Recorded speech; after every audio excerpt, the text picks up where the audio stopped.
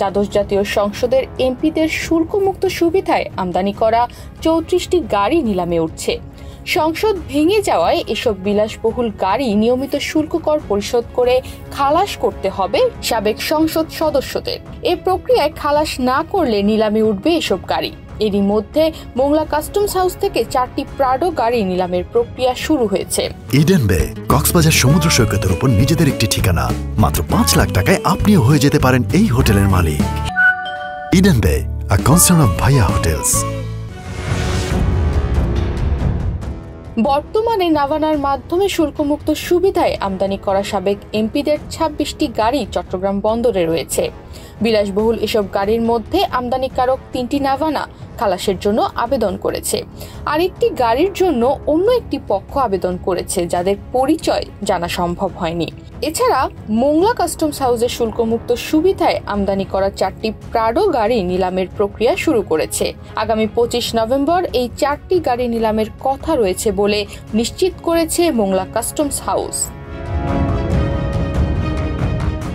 সাবেক সংসদ সদস্যদের গাড়ির মধ্যে রয়েছে Mercedes, BMW, Jaguar, Toyota land cruiser, range rover, Mitsubishi, Ford, Lexus ব্র্যান্ডের গাড়ি। বিলাসবহুল এসব গাড়ির শুল্ক সহ প্রতিটির বাজার মূল্য 8 থেকে 10 কোটি টাকা।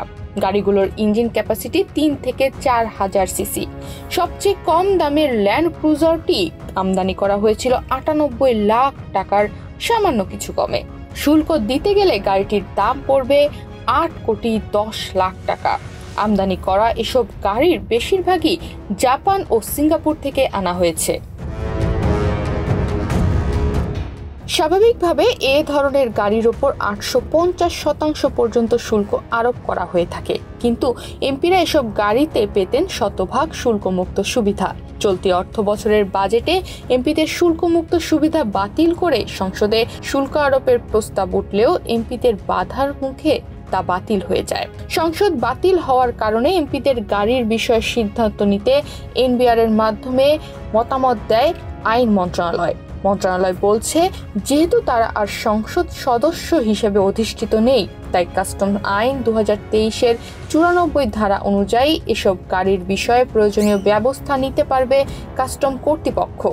এ বিষয়ে চট্টগ্রাম কাস্টম হাউসের সাবেক কমিশনার মোহাম্মদ ফাইজুর রহমান জানান, নিয়ম অনুযায়ী নিয়মিত শুল্ক কর পরিশোধের জন্য এখন সংশ্লিষ্ট আমদানিকারককে চিঠি দেওয়া যেতে পারে। যদি আমদানিকারকরা নিয়মিত শুল্ক কর পরিশোধ করে গাড়ি খালাস করতে না চান, তাহলে আইন অনুযায়ী নিলামের ব্যবস্থা করতে পারবে কাস্টম কর্তৃপক্ষ। যাদের গাড়ি বন্দরে খালাসের অপেক্ষায় রয়েছে তাদের মধ্যে আছেন চট্টগ্রামের সীতাকুণ্ডের সাবেক এমপি এস আলম আল মামুন, খুলনার SM কামাল হোসেন, নওগাঁর সুরেন্দ্রনাথ চক্রবর্তী, গাইবান্ধার শাহ সরোয়ার কবির, ব্রাহ্মণবাড়িয়ার SAK একরামুজ্জামান, সুনামগঞ্জের মোহাম্মদ সাদিক, সাবেক ডেপুটি স্পিকার শামসুল হক টুকু, সাবেক মন্ত্রী ডক্টর আব্দুর রাজ্জাক ও মোফাজ্জল হোসেন চৌধুরী মায়া এবং সাবেক তথ্য প্রতিমন্ত্রী মোহাম্মদ আলী আরাফাত সহ আরও অনেকে। তনিমা রহমান, বাংলাদেশ প্রতিদিন।